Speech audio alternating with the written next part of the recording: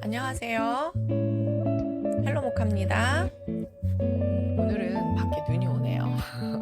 제가 영상을 담아드리지 못해 아쉬운데 눈이 창문가로 이렇게 막 밀려들고 있네요. 오늘은 영어 하면 진절머리를 치는 아이들을 어떻게 교육하는지에 대한 그런 이야기를 조금 해볼까 해요.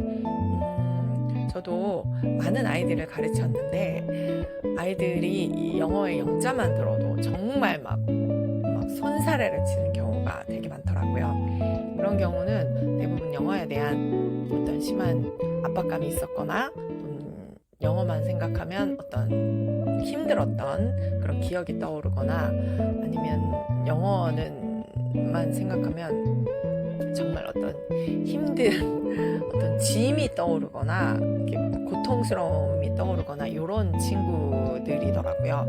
그래서 영어에 대한 안 좋은 기억이 계속 뇌리 속에 머물면서 영어의 영자만 들어도 정말 막 몸서리를 치는 아이들이 있어요.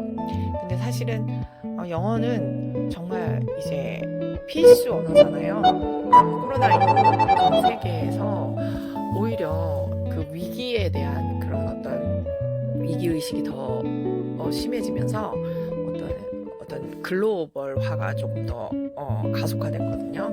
그래서 정보에 대한 거, 그 다음에 어떤 이제 모두 미디어나 그쵸 네트워크로 연결되면서 직접 방문하지 않아도 오히려 이제 매스컴을 통해서 매체를 통해서 우리가 이제 서로 커넥트 될 수 있기 때문에 오히려 영어로 또 소통하는 경우가 더 많이 늘어났더라고요. 그래서 영어는 이제 선택도 아니고 필수도 아니고 필수입니다. 그래서 영어에 대한 관심들이 되게 많아지셨는데 사실은 이제 우리 아이들이 앞으로 이 세계를 짊어지 나갈 아이들인데 그런 친구들이 어떤 손발이 되어줄 그 언어인 영어를 이렇게 포기한다는 거는 조금 힘든 그런 어떤 상황이 닥칠 수 있는 그런 계기가 되겠지요. 그래서 영어를 다시 시작할 수 있게 그렇게 도움을 줘야 되는 부분들이 되게 많아요. 그래야 되고 그래서 사실은 아이들이 그 영어에 대해서 묶인 마음들을 조금 풀어주는 과정들이 되게 많이 필요해요. 그래서 영어가 나를 묶는 그런 어떤 족쇄가 아니고 그냥 하나의 그냥 일반 국어, 수학, 과학, 음악, 미술, 체육처럼 하나의 과목이고 그냥 하나의 그런 어떤 흐름이라는 것에 대해서 조금 아이들이 조금 인식을 하게 만들어 주시면 돼요. 그래서 사실은 내가 중학교 단계면 중학교 아이면 물론 중학교 교과서 어려운 문법 또 어려운 독해 해야 되겠죠. 그런데 그거 전에 일단 그의 마음을 비집고 들어갈 작은 틈을 하나 만들어 주셔야 되거든요. 영어에 대한 틈이요. 그 아이는 이제 철옹성을 쌓았거든요. 나 영어 안 해. 나 영어 다시는 안 해. 영어는 너무 힘들고 어려워. 영어는 나의 아픈 기억이 있어.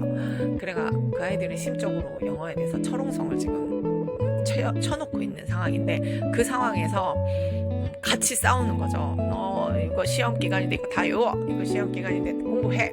그러면 정말 전쟁인 거예요. 그래서 그럴 때는 우리가 조금 한 템포 늦춰서 그 철옹성 같은 곳에 살짝 바늘구멍만한 구멍을 내주셔야 되거든요.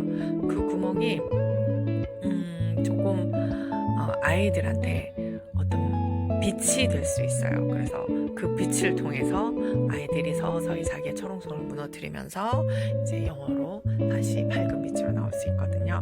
그러기 위해선 영어에 대한 부담을 좀 줄여주셔야 돼요.